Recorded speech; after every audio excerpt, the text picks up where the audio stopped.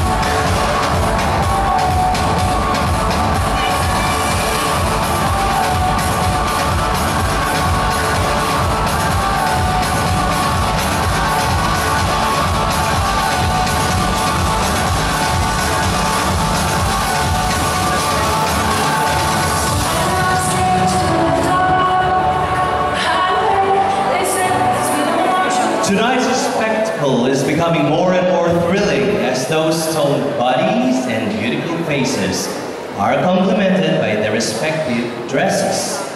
But what could be more nerve-wracking than the next part of the competition? 25 points is at stake. We now move on to the question and answer portion where our judges would look after a candidate's ability to express his or her thoughts and at the same time maintaining composure while under pressure. Before we move on, I would like to give everyone an idea what is in store for our winners tonight.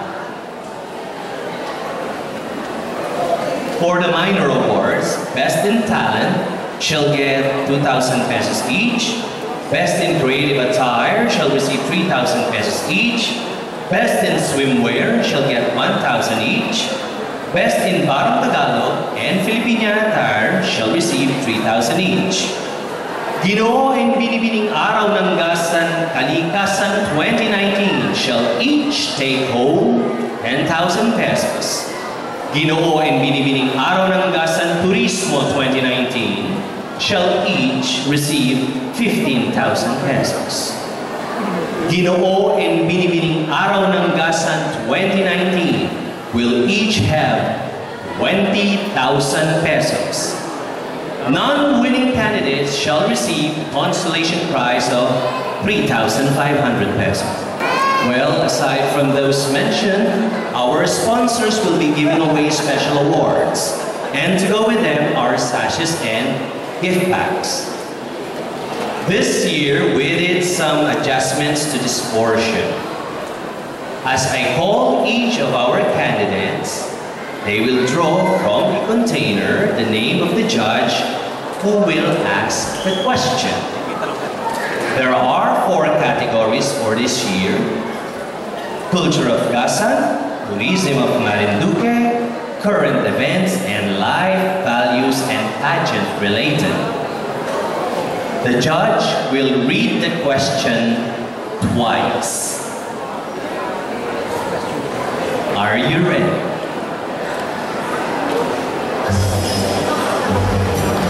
Ginoo number 1, please join me here. And pick your judge.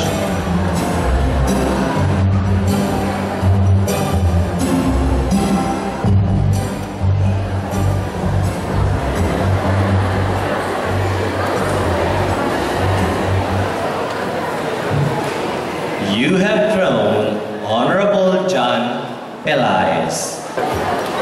Magandang gabi po sa inyong lahat. Good evening, contestant number 1. Good evening, sir. Your question is, what is your idea of same-sex marriage? Again, your question is, what is your idea of same-sex marriage? So, good evening, everyone. My idea about same-sex marriage is marriage between both men, and I don't believe in same-sex marriage because as being baptized as a Christian, it is against the will of God. It is against the rule of God. That would be all. Thank you. Thank you, Ginoo number 1. Ginoo number 2, please join me here.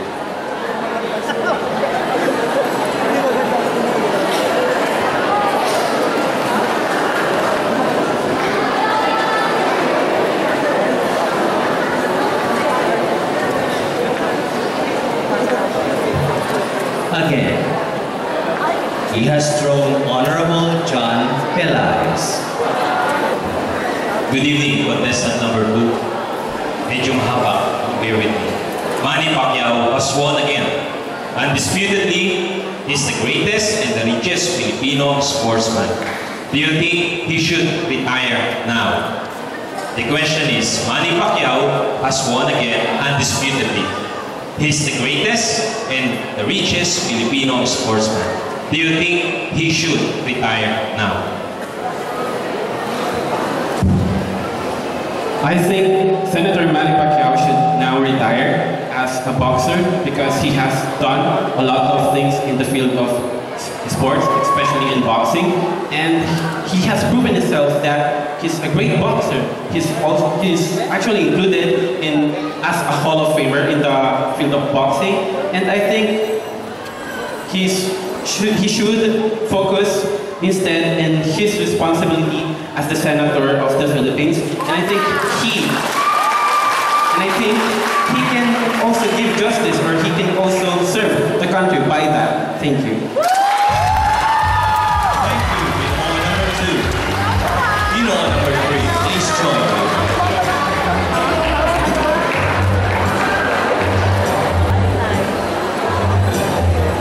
You have thrown Miss Amelia P. Du. Hi, good evening. Good evening, ma'am. Here's your question. If you are to choose from good health, good looks, and wealth, which would you choose and why? Again, if you are to choose from good health, good looks, and wealth, which would you choose and why? For me, I believe that is the basic necessities of life, but kung papipiliin po ako ay ang pipiliin ko po ay good health, because with good health, I can attain good looks and good wealth. Thank you. Thank you. Number 3. Binoy number 4.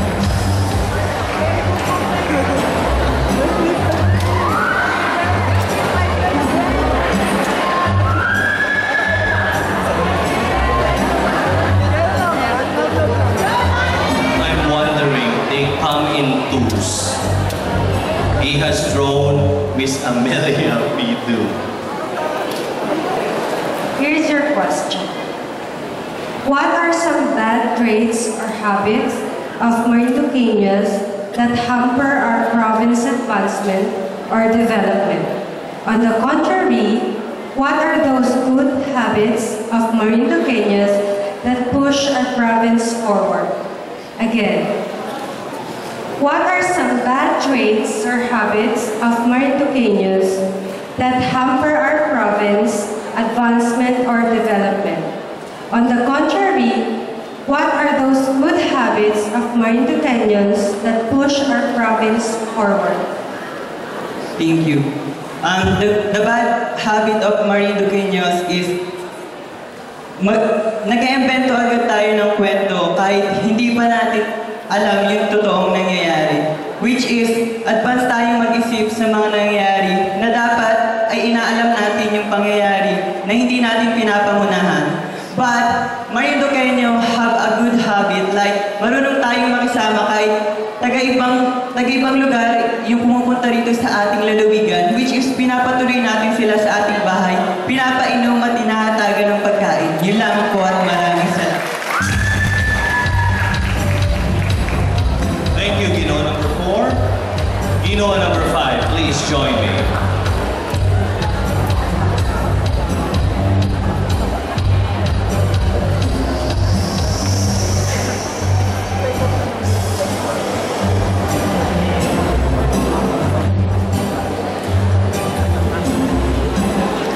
He has thrown Dr. Romulo H. Malvar.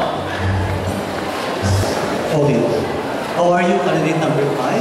Kamusta ka? Buti naman po. You feel nervous? Medyo po. Okay, here's your question. Convince the jurors and the crowd now watching the pageant that you deserve the crown of Binoong Araw ng Gasan. I repeat. Convince the jurors and the crowd now watching the pageant that you deserve the crown of Binoong Araw ng Gasan. Para po sa akin, i-convince ko po ang mga judge. Dahil po, dito po, nailabas ko po ang aking talento. At dito ko rin po nailabas ang aking fighting spirit. At yun lang po, salamat. Thank you, Ginoo number 5.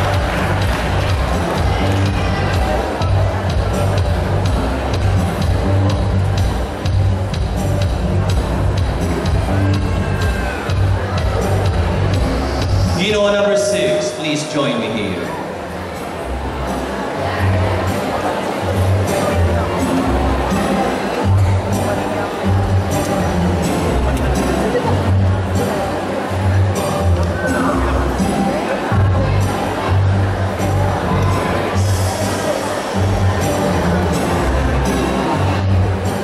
judge that you have drawn is Mr. Richie Ray. Hi, good evening. Good evening po. Considering your past and present experiences, what is your life's advocacy? Again, considering your past and present experiences, what is your life's advocacy? Okay. Ang advocacy ko sa aking buhay ay ang ating inang kalikasan na kung saan marami na akong naranasan na malakas na bagyo dahil dito ang ating komunidad ay nasira sa malakas at paglugso ng bagyo. Ang aking may mumungkahi sa aking advokasya ay magiging handa sa lahat ng pagsubok. Ilaw po at maraming salamat. Thank you, Ginoo number 6. We move on to Ginoo number 7.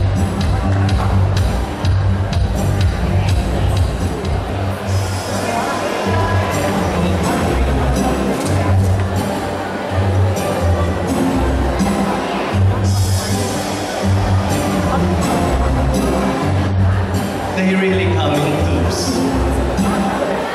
Again, Richie Ray. Good evening again. Hindi pala. Good evening. Should the death penalty be restored? Why? Again, should the death penalty be restored and why? Para po sa akin, dapat po ibalik ang death penalty. Para po matakot ang mga tao gumagawa ng masama at krimen para maging mapayapa ang ating mundo. Yun lang po at maraming salamat. Thank you, Ginoo number 7. Ginoo number 8.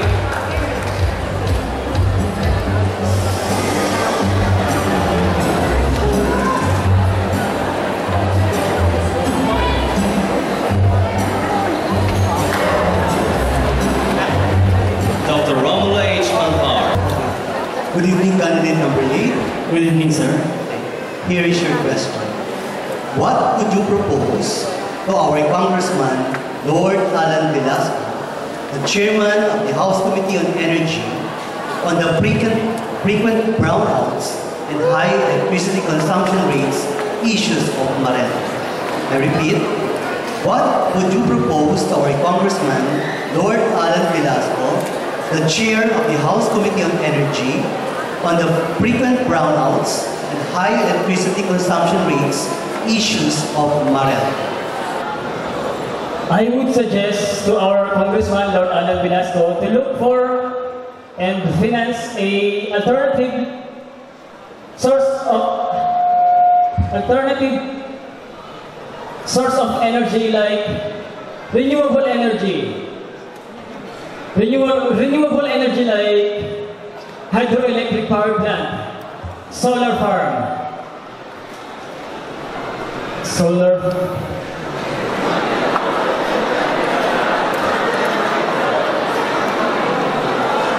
and ilan po, salamat. Maraming salamat. Thank you, Ginoo number 8. Ginoo number 9, please join me.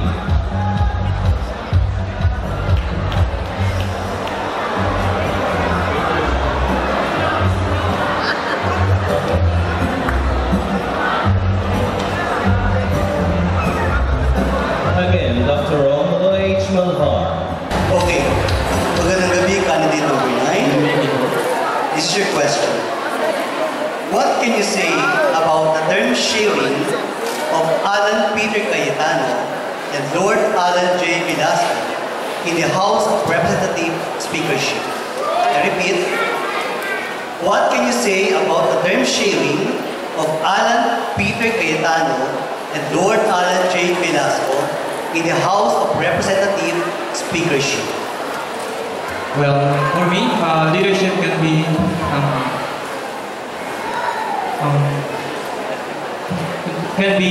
controlled by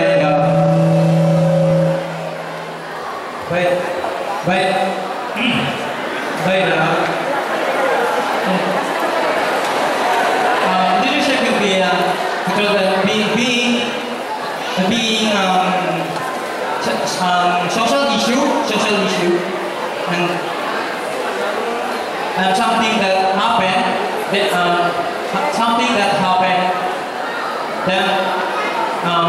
between people, and I think that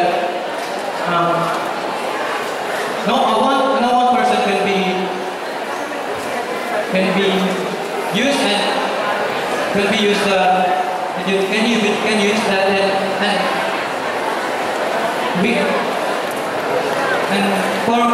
I think that if we have a confidence and honest sharing, we can deal with something. Thank you. Thank you, Ginoo number 9. We move on to Ginoo number 10.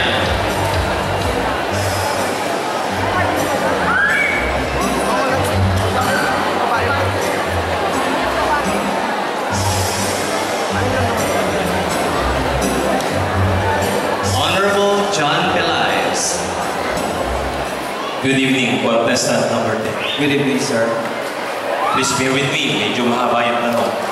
China has been intrusive and invasive on the West Philippine Sea.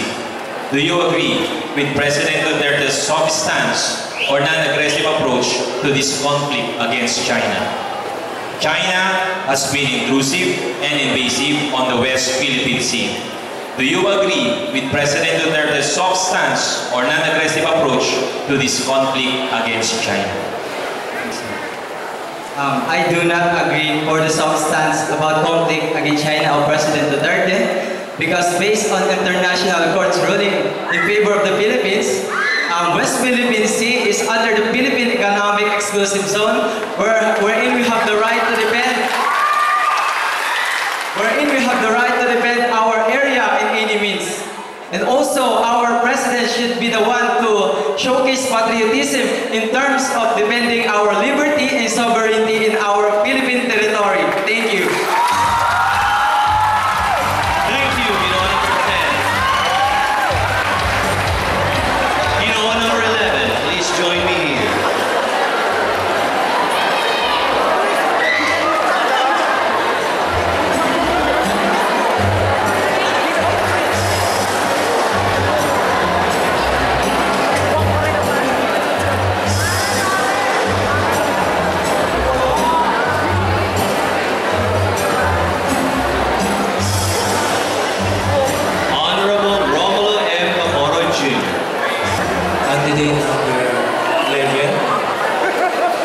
Here's your question.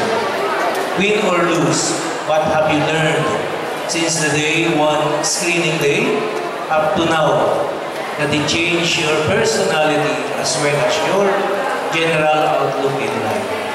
Ulitin ko po ulit. Win or lose, what have you learned since day one screening day up to now that it changed your personality as well as your general outlook in life? Maraming pong salamat. Manalo o matalo, sa panig sa akin to, natutunan ko na simula pala ng screening day hanggang sa matapos ng rehearsal namin. Natutunan ko makipagkapwa, makipagbagay tao sa mga kasamahan ko, especially sa mga bagong kaibigan. Nagkaroon ako ng bagong kaibigan, bagong mga tutor na nagturo sa akin kung paano umarap sa inyo ngayon. At nagbigay inspirasyon ito para tumayo ako sa aking kinakatayuan ngayon para maging isang tunay na isang magandang modelo. At bilang isang inspirasyon, gagawin kung makukuha ko ang titulong Ginoong Araw ng Gasan, magiging inspirasyon ako. At lahat ng inspirasyon na ito ay dadalhin ko ay sa pagtanda ko. Nilaman po at maraming salamat.